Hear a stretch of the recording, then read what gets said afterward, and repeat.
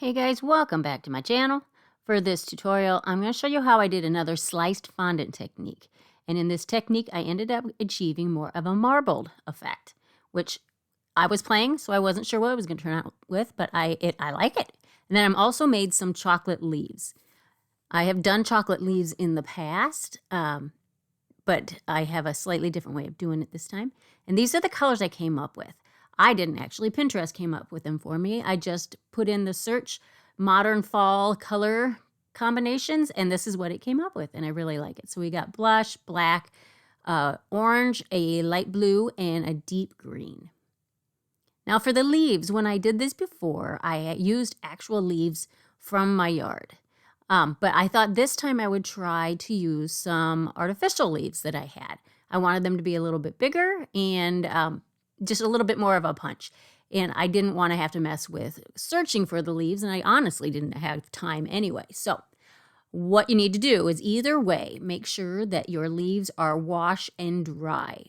Make sure that they're clean.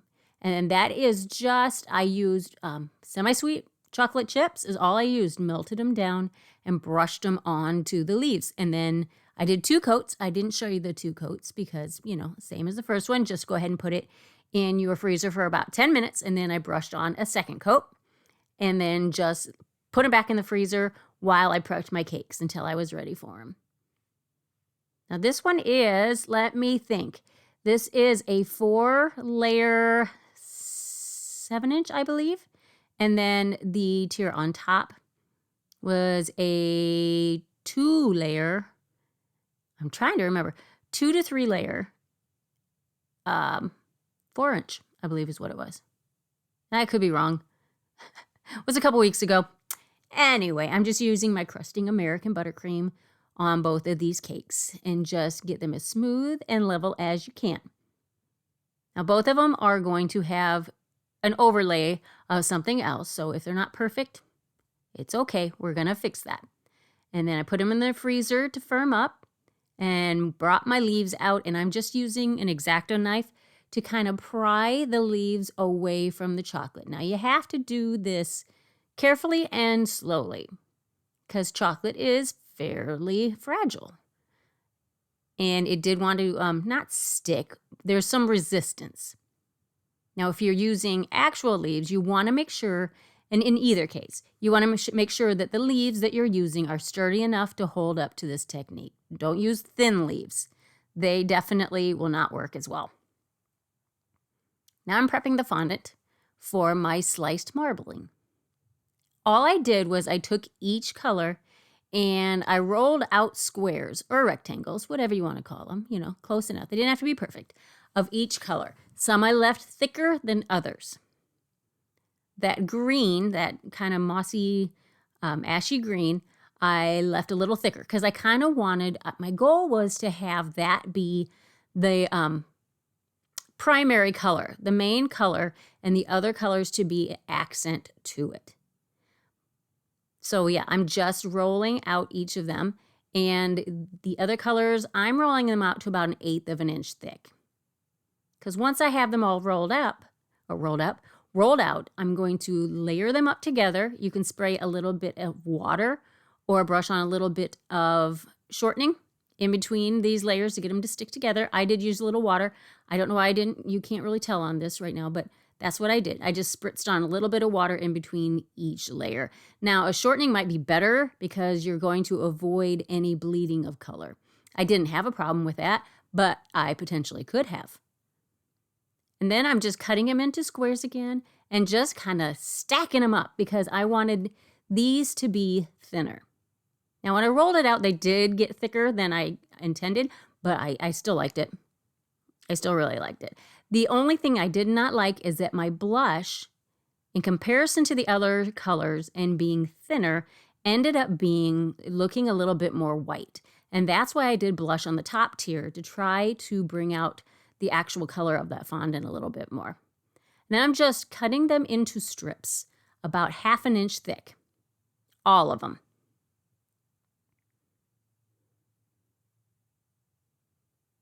Some are a little longer than others, and it doesn't really matter. Now this is just a clay cutting tool that I'm using. I really like them because you can put even pressure on it, and you don't have to worry about stretching and pulling your fondant while you are slicing. I think I got that at Hobby Lobby or Michael's, one of the two. It actually came with ends on it that would get in my way, and I just kind of pried those off. Got to make it work, right? And then I have a piece of acetate that I had spread some shortening on. And I'm just lining these up in kind of a diagonal, abstract pattern, trying to make sure that I'm varying up the colors, and I'm adding any of that extra green that I have in there, trying to keep it a little bit more evenly spread out. And then I put another layer of acetate sheet on top with a little bit of shortening. And I'm just rolling it all out together. Now, it's going to roll out past your acetate sheets, and that's okay. You can just trim that down, is what I ended up doing. Now, I wanted to get this to about 1/4 of an inch thickness. And then that's where I'm cutting off my excess. Save those pieces. You never know if you might need them. Don't squish them together quite yet or throw them out. Hold on to them for a little bit. You never know. Now, I'm just putting a little shortening on the tier that I'm going to wrap it around. You could use water if you like. That works just fine too. I just like to use the shortening because that gives you a little bit of wiggle room. If you don't like your placement, you can pull it off and replace it, and you don't have to worry about it sticking to the cake too much. But it will stick enough. Over time, the shortening in the fondant and the shortening that's on the buttercream kind of melds together a little bit and makes a pretty good seal. Or not seal, but it sticks really well. Then I'm just pulling that acetate sheet off. I know I have an extra edge on there, and I will go back and cut that off.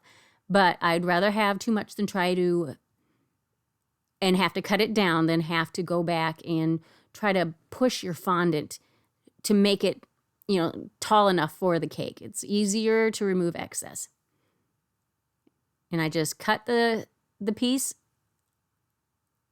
so that the two ends butt together and smooth it out. Put a little shortening on, not shortening, but cornstarch on there just to keep it from getting wet from condensation while I kind of smoothed it out. And I put it in the refrigerator. And this is the roller I'm using. This is another clay tool that I'm using to add a little bit of texture to that top tier. I wanted to add something, but I didn't want it to be too competitive with the pattern on the bottom. So I figured monochromatic, just texture on one single color that would kind of coordinate with the wavy pattern on the bottom. Then I just cut this piece level on the bottom. I just cut it straight on the bottom and then on the top also.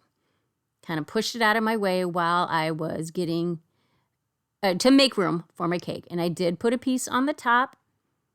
I've shown you how to do that on lots of videos. So I figure by this point, if you're not new to my channel, you know how I did that. And if you are new to my channel, there's plenty of other videos that show how I do that. Now I just wrapped it around. I let it sit for about 10 minutes before I actually placed it onto the cake. You can leave it longer than that. There's a good example right there of how using the shortening gives you a little wiggle room. It needed to be moved, and it didn't bother my cake at all. But yeah, you can leave your panels when you're doing the panel method to sit, to firm up for a good, even up to half an hour, because you're not trying to wrap it around that top edge. You're just draping it around the, wrapping it around the sides of the cake. It's that corner. If you're trying to wrap it around that corner on the top, that's where you're going to get ripping and tearing and all that stuff if you let it sit too long. So don't worry too much about that. And I did add a piece on top of this one also. Again, I didn't show you, but it's pretty simple. I just cut a circle the right size, place it on top, and push it with my fondant smoother to meet the fondant on the edge.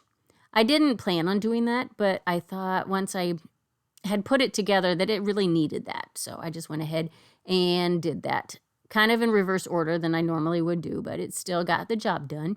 And now that this is firmed up a little bit from the refrigerator, it's really easy to use a sharp edge, a blade. You could use a sharp knife, whatever you have.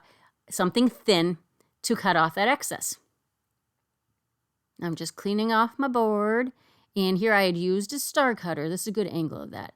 Star cutter to mark out 5 points where I'm going to put my support straws. Now these are all cut to the same height, and I'm just pushing them straight through the cake there. Sometimes I need a little help with my roller to get them all the way. And I just add a little buttercream to get the top tier to stick to the bottom tier. And I always try to make sure that my buttercream at some point is touching on, resting on some of those dowels, so that your cake doesn't just slide right off because the buttercream is not on top of the plastic surface. And I did need to push this down a little bit to get it to meet up with the tier below it, or the tier below it. If you have to do that, just try to make sure you're not pushing too hard on that fondant, because you don't want to lose your pattern.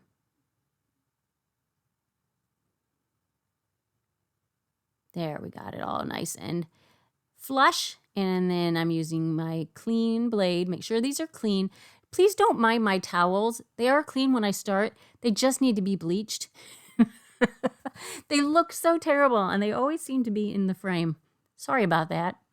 Now I am just adding some luster dust. I had somebody request. Another reason for the color scheme here, I forgot to mention this earlier. I had somebody request that I do some rose gold. So that's why I'm doing the rose gold on these petals, or on not the petals, the leaves. It's just luster dust, rose gold luster dust, and then I touched them with a little bit of gold, regular gold, to get some multi-tonal metallic. I kind of like the look of that. And this is another reason why my color scheme had some blush, because I wanted it to be a fall theme, fall colors, but with some blush to tie it all together, because blush works really well with rose gold. So if you think about it, it's a pink gold, right? So blush works really well with it. And you don't have to add anything to your leaves when you're adding luster dust like this. You can just dry dust it on there, and it's pretty metallic. I mean, you could spray airbrush color on there if you wanted to get it more bright metallic. That would be fine too. Or add some luster dust or some Everclear to your luster dust and brush it on. I didn't have patience for that, so that's why I just dry brushed it, because I know it works pretty well. And then I'm just attaching all these decorations with just some more chocolate ganache. No, I'm sorry, it's just the melted chocolate. And these roses I had made another time with a silicone mold that I had. And same with those other leaves. Those were just different leaves that I had that were also artificial. Same technique. And then, of course, we have to add some veining with some rose gold.